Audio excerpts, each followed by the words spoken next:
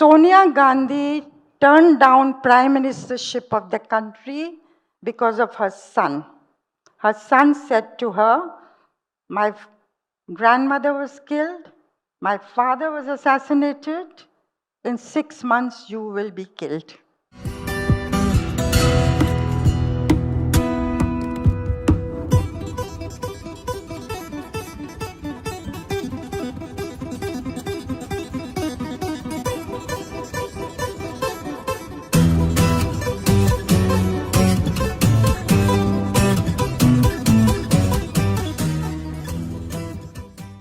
The first session is absolutely the most scintillating book, and I would urge all of you to go buy it because it is very difficult to cast new light on the most saturated of public figures. But Neerja Chowdhury, who's been a political editor for 40 years, a political journalist, been with the Indian Express, started with Himmat, which was an adversarial publication during the emergency. But what Neerja has pulled off in this book, How PMs Decide, is to provide fresh insight, as I said, to the most saturated of public figures and the most saturated of decisions. But what she has created is a narrative which has urgency, immediacy. It's like a page turner. It's like watching a film. And what she has done is to provide insights into the processes behind decision making, the personalities, the circumstances.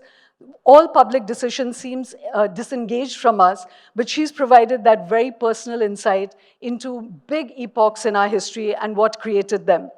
I was absolutely riveted. There's some explosive insights, there's some wise insights, and most of all, there's a strand that runs through the book that helps us see how vulnerable all our political figures are, and it brings us back down to a common humanity. So we'll be unveiling 6 prime ministers up close and personal as we've never known them. And to do that, ladies and gentlemen, please welcome Neerja Chowdhury.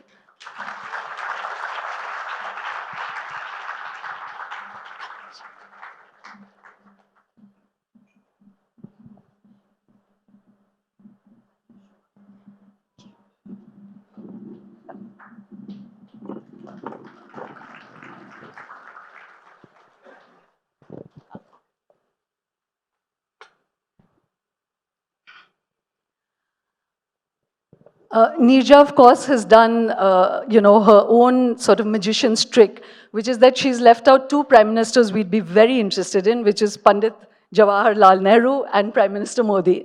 So, so what we've got in between are the second cast of characters, but as I said, riveting, and that's just a joke. So, Neerja, like I said, it's really difficult to provide new insights into public figures that have been, even their sleeping and waking is reported on by journalists. So first, what made you think of doing this book? And then just a line or two about the process that, as I said, allowed you to get this kind of almost cinematic details about these figures. To answer your second question first, but thank you for having me. And happy Onam. And I'm very, very pleased to be in Chennai after a long time. So you've given me an opportunity to come here and link up with some old friends also. But to answer your last question first, I really wanted the millennials to read this book. So I wanted to write not like an academic book, but in a way that evoked images. Because I think we are an attention deficit generation now, with so much competing for our attention and interest. So I've used, as many conversations, anecdotes, some that I was privy to and some that other people told me about, which included the prime ministers that I had the good fortune to meet, interview, leading politicians, bureaucrats, colleagues in the media. And above all, I was looking for people who surround the prime minister. Who, as many people would say, the little people, not the big people. The cattle class. The attendant, the hanger-on, the power broker, yeah, the aide. And they are privy to so much information, repository of information, that a cabinet minister would not know about. So I was lucky to tap into some of them. Right. But what made me write, for the last 20 years, I've been toying with the idea of writing something and taking copious notes whenever I met people.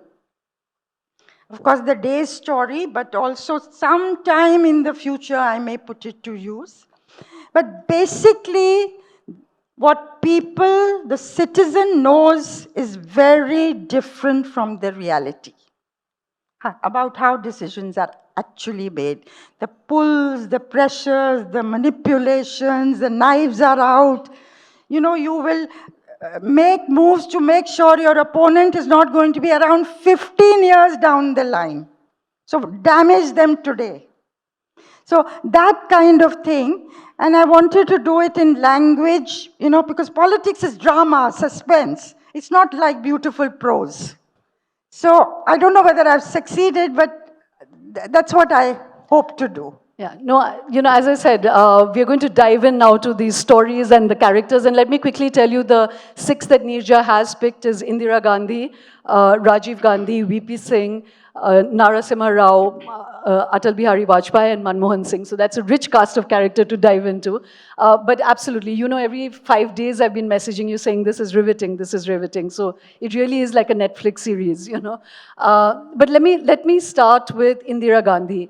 There's a particular strand that runs through all the 6 characters where you've shown how, they were let down and supported by someone very close to them. And both in Indira Gandhi and Rajiv Gandhi's case, it's fascinating because they were let down by family members, really close to them, their source of strength, and then great betrayal as well. So can you talk to us about Sanjay Gandhi's role in Indira's life? And, you've picked her decision to call off the emergency and call elections. That's the one decision you really explore. What role did Sanjay Gandhi have to play in that? Indira Gandhi's time, of course, there were the major things, the creation of Bangladesh, the changing of geopolitical realities in her time, the emergency. Those were 2 very major decisions, but so much had been written about those issues. And I was fascinated by how did Indira Gandhi, who was routed all over North India in 1977, come back to power in 33 months with the majority that was the highest, higher than in her heyday, the year of the creation of Bangladesh, earlier that year, the election that was held. And how Sanjay Gandhi, who was responsible for her rout as the extra constitutional authority during the emergency years, became her crutch. So our comrade in arms. And he was responsible for bringing her back to power. And somebody, an associate of George Fernandez, somebody in the Janata Party, once said to me, Sanjay Gandhi had a Machiavellian mind that none of us on the Janata side could match. So I wanted to find out, it wasn't the contradictions in the Janata government which brought the government down under the weight of its own contradictions. It was much more than that. It was strategy, planning, seizing of opportunities. And I think Indira Gandhi continues to be fascinating because she understood the nature of power. So Neerja writes about how Sanjay Gandhi, you can't exactly pin it down, but she literally instructed that play on the differences between Charan Singh, Moraji Desai, and Jagjeevan Ram. And please share with them that, like I said, Netflix story about how Jagjeevan Ram was brought down by his son, but Sanjay Gandhi was clearly in the back office of that. So do share that story with them. There were 3 things, I'll just preface it by saying there were 4 things that she went in for. One was to win over her arch opponent Raj Narayan, who was responsible for her disqualification in 1975, which led to the emergency. He challenged her in court, and then he defeated her in 1977. How she won him over to her side. He was the one-person demolition squad responsible for the implosion in the Janata Party government. Secondly, she wanted to marginalize Jagjeevan Ram because she saw he was the only one who could be a threat to her, an impediment in her comeback story. How she did that, how she neutralized Jayaprakash Narayan. He had led this movement, Bihar movement against her, and how she Hinduized her politics in order to offset the loss of Muslim support. As far as Jagjeevan Ram went, there was this family, the Mohan Meakin family, who produced this famous Ram, old monk, and that family was very close to Indira Gandhi. Of course, they were close to every politician. They were close to Jagjeevan Ram, they were close to Kanti Desai, they were close to, across party links they had. And there was this incident of Jagjeevan Ram's son, Suresh Ram, caught with his girlfriend, a Jat girl, and Raj Narayan, who, as I said, was one-person demolition squad, had put two people to tail Suresh Ram and his girlfriend. And there are several versions of what happened, but they managed to get photographs of the two in doing what Khushwant Singh called sexual acrobatics.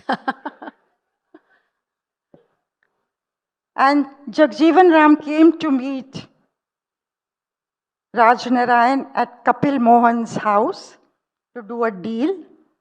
The deal did not go through. He promised all kinds of things and said, I'm about to be Prime Minister. You can have CM-ship of a state, money, whatever, whatever. And that night, after Jagjeevan Ram goes away, Kapil Mohan gives 15, 20 of those photographs, and Raj Narayan also goes off, leaves some of these photographs, and Kapil Mohan tells Anil Bali, who is his manager, take these photographs right away to Sanjay Gandhi. This is 1 o'clock at night, and Anil Bali takes these photographs, wakes up Sanjay Gandhi, and Sanjay Gandhi is very annoyed and says, is this the time to come? So he shows him the photographs. He says, have you come to show me pornography at this time of the night? So he says, no, this is not pornography. This is Suresh Ram.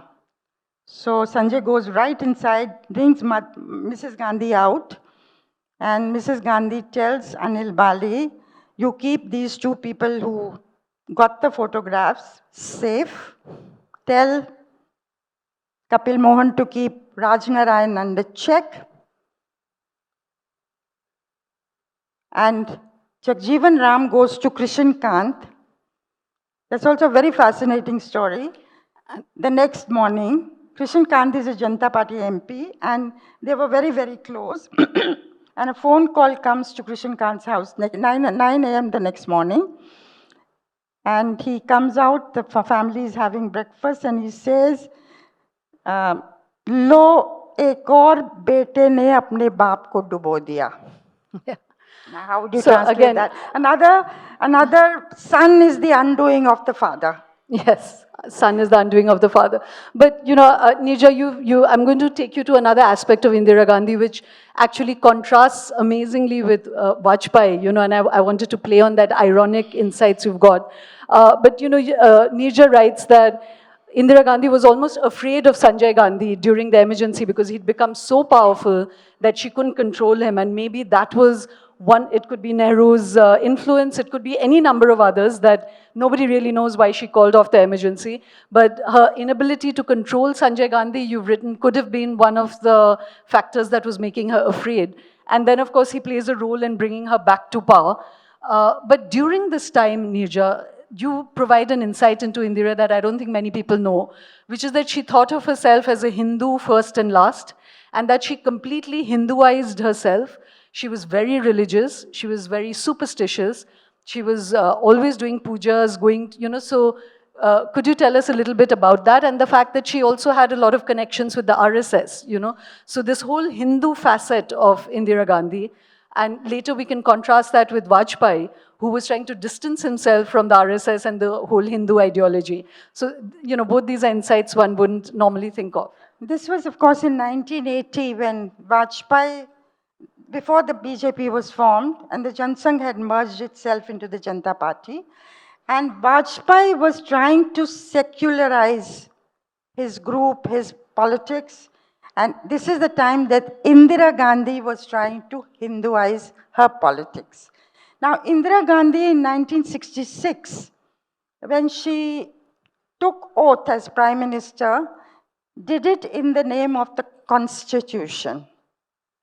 1980, she took oath in the name of God. So there had been a sea change that had taken place. But 1964, when Nehru died, Nehru had said in his will that he didn't want his last rites not to be religious. But she went against her father's wishes. And because politicians and religious saints told her that in India, people will not like the last rites of Nehru to be without religion. So she followed, she went against her father's wishes and followed all the religious rites. So that also is interesting. Therefore, I say Indira Gandhi has a lot to do with power, whether it's ideology or whether it's, I don't want to comment on the faith of somebody, but she became increasingly religious. When she lost power in 1977, that's when she started to visit temples because she was afraid that the Janta government will harm Sanjay. She even felt they might kill him or do damage or inflict harm on him. So there's no major temple, major minor temple that she left out. She just went all over. And the RSS, which was watching her very carefully from the early 70s, when she had carved out Bangladesh, they had called her a great leader. 74, when she'd gone for a nuclear test, they were very interested in that decision. And during this 1977-80 period, and they had been also reaching out to her during the emergency because they wanted their people released. But this is the time when they said, Balasaheb Deoras, Indira Gandhi बहुत बड़ी Hindu है. Hindu first and Hindu last. And, but that is the persona she was, it was personal, but it was also political. Because as I said, she'd lost the support of the Muslims and she wanted a new constituency. And in the 77 election, she had sent them word, RSS, to say, Sangh chunav se alag ho jaye. Let Sangh separate itself, pull itself back from the elections and not support the Janata Party. They said it was not possible, too late, but after the elections, we'll get in touch again.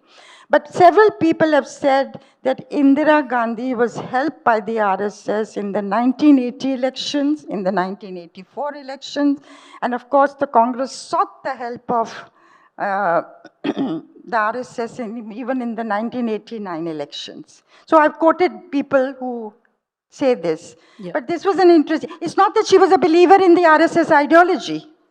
But she wanted to use them, they wanted to use her. Yeah. And as I said, that contrasts hugely with Vajpayee, who was trying to push. But before we close with this chapter and actually go into many of the others, when we continue with this Hinduization, I found it amazing that, she actually allowed a Dharam Sansad where the first enunciation of the three temples, Kashi, Vishwanath and Ayodhya, that demand was first made in a Dharam Sansad that actually Indira Gandhi allowed. And then she, again, very people close to her said that she paid for the VHP's Ekmat Yatra. And also the symbol you've written, that they moved from the calf and the cow to the hand because of Baba that she visited in... Some people said because of the Paramacharya at Kanchi. Some people said Baba Devraha, who blessed her. That's why she went for hand as a symbol. But very interesting thing that virtually all the prime ministers, I would say, were quite superstitious. And Indira Gandhi, this very fascinating thing about her, after Sanjay's death, when she went to Chamunda, Devi temple, which is a goddess she Himachal. believed in Palampur in Himachal Pradesh. She was to go there one day before Sanjay died, and they skipped it. And the next day, the chief minister was there of Himachal, and they did the puja. They were coming back to Delhi, and they heard Sanjay Gandhi's plane had crashed. She was doing these dangerous acrobatics in a new plane. And then when this group went to meet her, she asked them, is it because I gave Chamunda a miss? And then 6 months later, she went to Chamunda, and the Pandit who had said, had got very furious when she had not come, and said, the goddess forgives ordinary people if they don't come, but the goddess does not forgive when a ruler does not come. And 6 months down, when she went there, the Pandit's hand shook because she did the mudras, the prayers to absolute perfection. And she wept and wept and wept. And that's the time she went out, planted trees in the memory of Sanjay. And that evening, when she went back to Delhi, she attended a function. And at that function, she called Rajiv Gandhi to the stage and introduced him to people there. So, in her mind, this was there because she had not gone to Chamunda. Maybe she was responsible for Sanjay's death. And she said words to this effect to her friend Pupul Jaikar. Yes. So a lot of these insights that Neerja shares in the book just shows the kind of vulnerability that, the psychological vulnerability. And Indira actually says that we lived in a home where we didn't know who would be alive the next day. We didn't know who would be in the house the next day. And she'd, of course, grown up in extreme loneliness, So that particular episode you described that, she's holding her sons in her arms, and she literally says, has this happened because I didn't go to a temple, shows the sheer, the hold actually that had in her mind, and that she was always wearing different colored saris, wearing the Rudraksh mala. So it's ironic, as I said, that the Congress is seen as the party of non-Hindu party when, she was so deeply embedded in religion and nationalism. Again, two tenets that one associates with Prime Minister Modi now. She was the kind of originator of that particular dual dual poles to power. So now let me take you to... But one thing I will say, I think she was probably the only prime minister who skillfully navigated this pro-Hindu image without being anti-Muslim. Otherwise, the situation is increasingly become so polarized between the communities that it's very difficult to navigate that. And the Congress today is constantly being pushed in a corner. As pro-minority and anti-Hindu, and they don't know how to get out of this. But subsequent prime ministers also, whether it was Rajiv Gandhi, even Narasimha Rao, though he did it, he also did it, tried to do it skillfully, but didn't quite manage. In fact, all the prime ministers who followed have found this quite difficult. Yeah, she was the only one who, as I said, one never thought of her as a Hindu leader, and it's your book that actually brings that out, because she was, not associated with one or the other in that way. But I'm going to bring you back to Rajiv Gandhi, because again, this whole Hindu-Muslim fault line, the Shah Bano, as well as the opening of the locks, someone deeply secular, progressive, ends up unlocking the two biggest communal, fault lines in the country, and what drove him to do that. So I'll come back to that. But Narasimha Rao was a complete eye-opener, Neerja, from your book. One has known him to be the indecisive leader, but you actually say two or three very explosively interesting, unusual, and I would say fresh, I don't think it's been put out in public before, about his reaction to the 1984 riots. He was the Home Minister. Why didn't he stop the riots? And then when the Babri Masjid fell, what was his immediate reaction to that? Was he pro the falling of the masjid? Did he actually let it happen? And then again, later, when his complete indecision and ambivalence about the Shah Bano judgment, when he tells Rajiv Gandhi, let the Muslims be in the gutter if they want to, These are aspects of Narasimha Rao, again, that's never been discussed. Help us understand why, and what did he do in 1984 during the masjid being demolished? And there's these three episodes. Narasimha Rao, I'm again must preface it by saying he did many things. At the launch of my book in Delhi, Sharad Pawar was there and he was asked by the anchor Rajdeep Sardesai about who are your favorite, who are the best prime minister according to you? He asked the panelists. So Sharad Pawar said Narasimha Rao. Now, Narasimha Rao, of course, when he took over, those who are familiar with it know, Mandal, Masjid, there was inflammable situation in the country. Punjab was on the boil, turmoil Economic in crisis, yeah. Jammu and Kashmir. He brought down the temperatures. He opened the economy. As soon as he took over, within hours, he had to take the decision, even before he was sworn in as Prime Minister. So he did all, he reached out to the Central Asian Republics, Soviet Union had collapsed, it was a unipolar world to negotiate. All that he did with great aplomb. But when it came to the demolition of the Babri Masjid,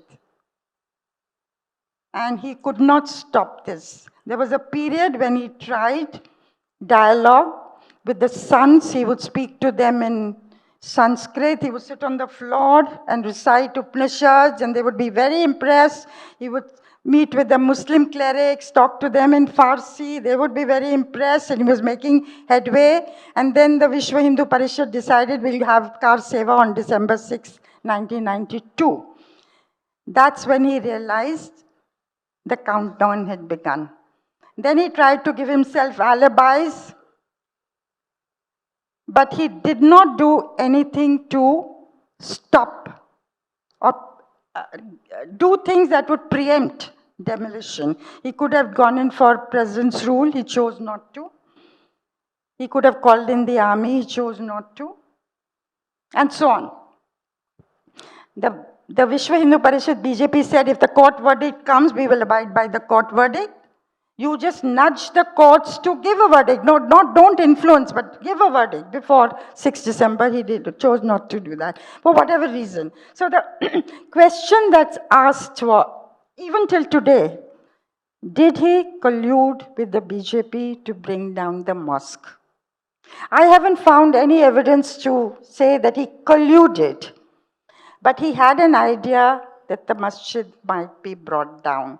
And 4 or 5 days after the demolition, 4 journalists went to see him, who I quote, Nikhil Chakravarti, who was the editor of Mainstream and an old friend of Narasimha Rao, led them, and he said to Rao, we hear when the masjid was being brought down, you were doing puja. And Rao got very provoked and said, you think, Dada, you think I don't know politics? I was born in politics. I have done politics all my life. I allowed it to happen because I felt it would rob the BJP of its main issue. And he felt that it was a festering sword which would be removed. And during his term, Mandir temple ceased to be an issue. But the Vishwa Hindu Parishad and the BJP had tasted blood. And that what you talk about, Hindu nationalism, took other forms and so on. And Narasimha Rao also wanted to build a temple himself there.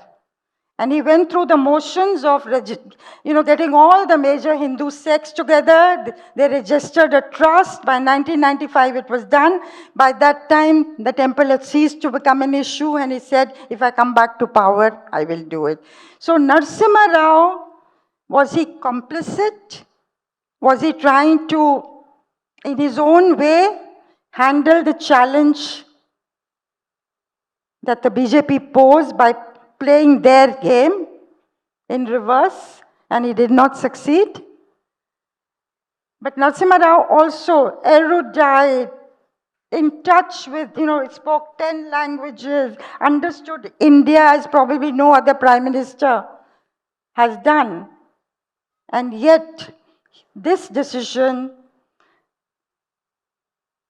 I would say, hurt the psyche of the Muslims in a way that no other decision had done. that the Indian constitution and the Indian state could not protect them or their rights. And that was a damage done, and that process continues till today. And as I shared that earlier, also in 1984, I think we would all forget that he was the Home Minister. And when the Sikh riots were happening and thousands were being killed in the city, again, he didn't call in the army. He let that happen as well.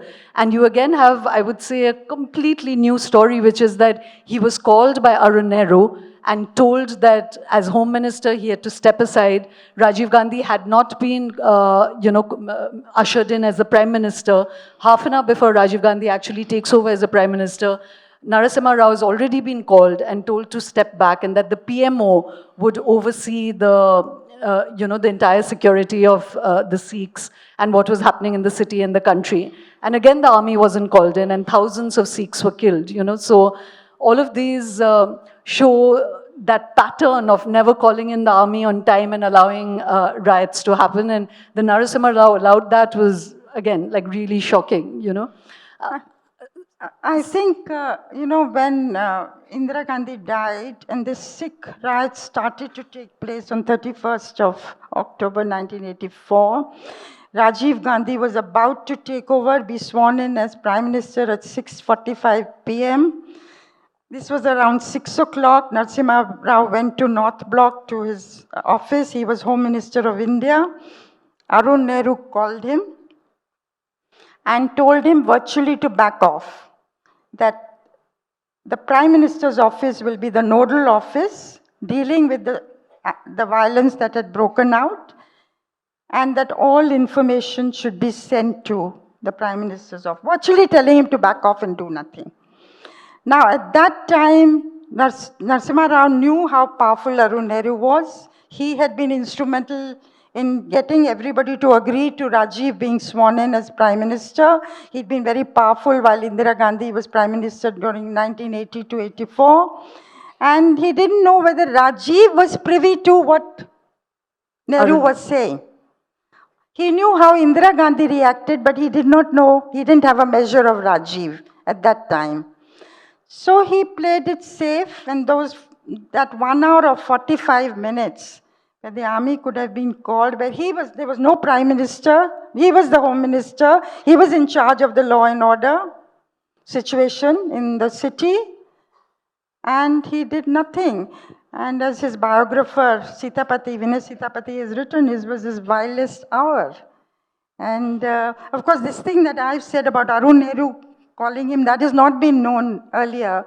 But certainly he chose not to do anything and was quiet. Now, the role Rajiv Gandhi had, whether he knew everything during those 3 days when violence escalated, and it's a chapter in our history we will take a long time to live down, what happened to the Sikhs during those 3 days. And it was only after Indira Gandhi's last rites were conducted that the army was called in. And there was a measure of, control over the situation. So before we move to VP Singh and the others, and as I said, this is like, bringing 60, 70 years of very dramatic history into a 40-minute conversation is always hard. But, because we were talking about the Sikhs, I just wanted to share another fascinating insight that Neerja has in her book, that, even after Operation Blue Star, when Indira Gandhi sent in the army into the Golden Temple, she was doing a Mahamrityunjay puja for 1 month. And it's so ironic because she was actually killed because of that. But that was the kind of level of tension and fear and vulnerability. And I think Neerja really brings that out, that while we are assessing their public actions, that fabric of the personal neurosis, fear, greed for power, etc., that's driving these things, you really bring out that underlying drama, personal drama that was there. I just want to briefly focus on Arun Nehru before we go to VP Singh and the others, because like I said in my first question, that what's very poignant is how many of these leaders were actually destroyed by those closest to them, people they relied on, people that, they've had intellectual and political journeys with. And Arun Nehru in that became a huge stumbling block for Rajiv Gandhi. He instructed him on all the some of these monuments, like opening the Babri Masjid locks, came from Arun Nehru. The Shah Bano case, he had an impact. And he even stopped Indira Gandhi from having an accord with the Akali Dal, so she may never have sent the army into operation, into the Golden Temple, if Arun Nehru had not advised otherwise. Now, here was this cousin in the family that had no political history, and yet he was so powerful. Can you talk about his role in Rajiv Gandhi's life? I think, when Arun Nehru became MP, Indira Gandhi had Medak and Raebareli. She'd won from 2 constituencies in 1980. But she wanted a family member to come in, not even Muhammad Yunus, who was a family friend. So they zeroed in on Arun Nehru. He was working in a multinational company, doing very well. So he stood for elections, won, and then became quite powerful around her. And she wanted Arun Nehru to help create a team around Rajiv Gandhi. And so those years, Arun Nehru was powerful, though she knew he was also ambitious. And so everything like Rajiv's meetings with the RSS people, she didn't want Arun Nehru to know about it and asked for that to be kept a secret. You didn't share that she deputed Rajiv Gandhi to meet the RSS. I don't think all these things are very commonly known, that he was building bridges with the RSS at that time. I think she was, it's very fascinating, as I say. I find Indira Gandhi very, very fascinating. As I say, she understood the nature of power and statecraft as probably no other prime minister. I think they all did in some measure, but probably she more than anybody else. And she had once said to one of the UP leaders to convey to C.B. Gupta, who was moving away from her towards the syndicate or the old guard of leadership who were against her, she said, "Mera baap sant tha, main nahi hoon. My father was a saint, I am not." So get that, convey that to your leader. So as real politic, master of real politic is what she was. And so it was very natural from the early 70s for her to have independent channels to the RSS to know they are your opponents, what is their thinking, what are they planning, what is their strategy. Any ruler needs to know. Yeah. So she had her own channels of That's the best, like today's polarized world, at least to know what the opponent is thinking, they should still have their tea parties with each other. So they reached out to her between 75 and 77. She was cool to the idea. Then they utilized the services of Vinoba Bhave, and she softened them, and she got them to endorse the emergency. And Balasaheb Thackeray also played a role in convincing the RSS to support the emergency. So she wanted their support, she had it. She wanted their support in the election, they didn't give it. And in fact, Neerja, I'd just like to underline that because, it's like you said, the new generation really should read your book because, the narratives have shifted so much. Like today, the Congress is, correctly and rightfully reviled for the emergency. But and the BJP and the RSS, of course, raised those flags, and again, rightfully so. But it came again as a surprise that Balasaheb Thackeray and RSS had endorsed the emergency. These are all the contradictions in history which would lower the temperature. No one can speak with such self-righteousness. You see, when the emergency was first declared, they were very pleased. It had brought order, the streets were clean, the trains were running on time, and so on. But very soon she put them in jail, including the chief. And so they, over a period, then tried to reach out and they wanted to be released. So they were also divided. Some remained in jail and some came out. Yeah. Sorry, Neerja, I'm going to rush you because we haven't even touched on the others. And will you just give the audience a little insight into Arun Nehru's extremely complicated role in the life of the Gandhis? And he said that he was 50% of Rajiv Gandhi's problems, And again, it's such an irony that Rajiv Gandhi, who came as this ray of hope, the largest mandate in the history of independent India, ends up fracturing India in the worst kinds of ways. Shah Bano, Bofors, opening the masjid, then, the locks of the mandir. And all of it, Arun Nehru had a role to play. And then finally, Arun Nehru abandons him and helps create the coalition that would bring Rajiv Gandhi down. So here's his cousin, who he relies on. Just give us a quick insight. Any one episode that elucidates Arun Nehru for the audience. Arun Nehru told Rajiv Gandhi, you think you came to power with 414 seats just like that? 5,006 were killed. There was a Hindu consolidation in your favor. If you want to remain in power, you will have to do three things. You will have to build a temple in Ayodhya. You will have to abrogate Article 370. And you will have to go for a uniform civil code. The core agenda of the BJP. And then Rajiv had, after the Shah Banu judgment, to undo it very quickly, he brought in Muslim Women Bill. That's where appeasement of Muslims as a phrase gained currency. Then to please the Hindus who were agitated with this step, he decided to open the locks at the Babri Masjid disputed structure to allow Hindus to have unfettered access and worship there. Now this was a suggestion made by Arun Nehru. You do that to balance and please the Hindus. As it turned out, Rajiv pleased neither. The communal tensions grew phenomenally. And Rajiv in 1989 was down from 414 seats to 197.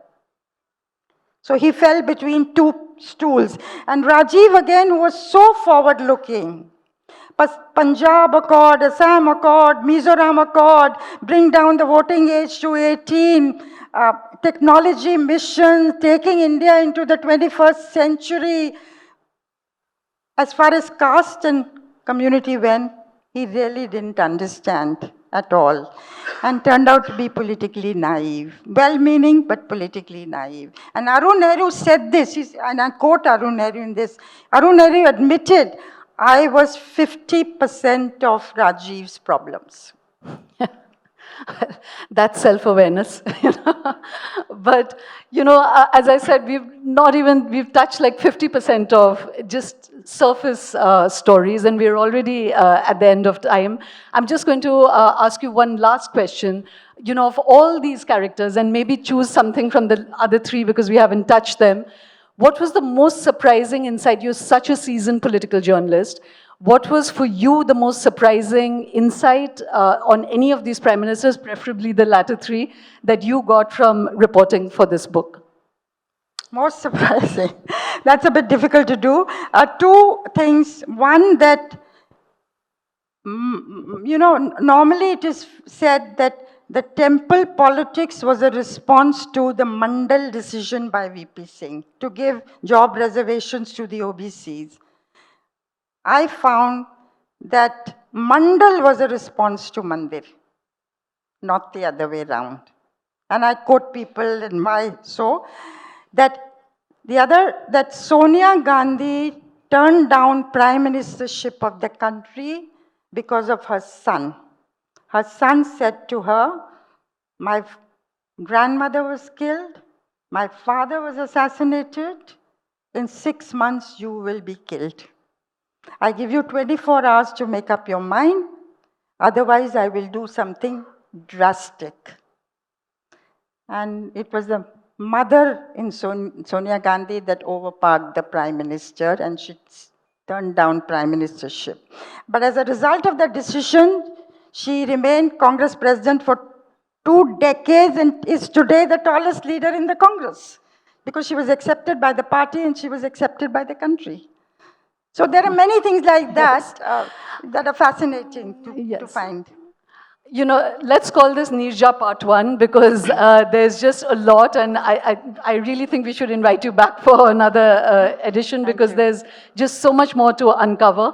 I'm just going to end with 2 or 3 things which will entice you to rush out and buy her book. VP Singh said that most prime ministers have run governments, I ran history, you know. So that's a little inkling to getting into the VP Singh chapter when he unleashed Mandal and, you know, that changed Indian politics. Shoma, one last thing I'll say, if I may, just a couple of lines. Our democracy, I find, is based it's not just party democracy. It's also based on relationships across parties. And Vajpayee, very few people knew that Vajpayee had cancer.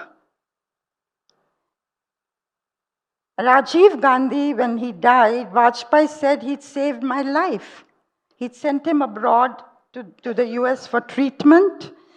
And every successive prime minister used to send Vajpayee to the United Nations General Assembly, the real purpose being that he would be able to have checkups.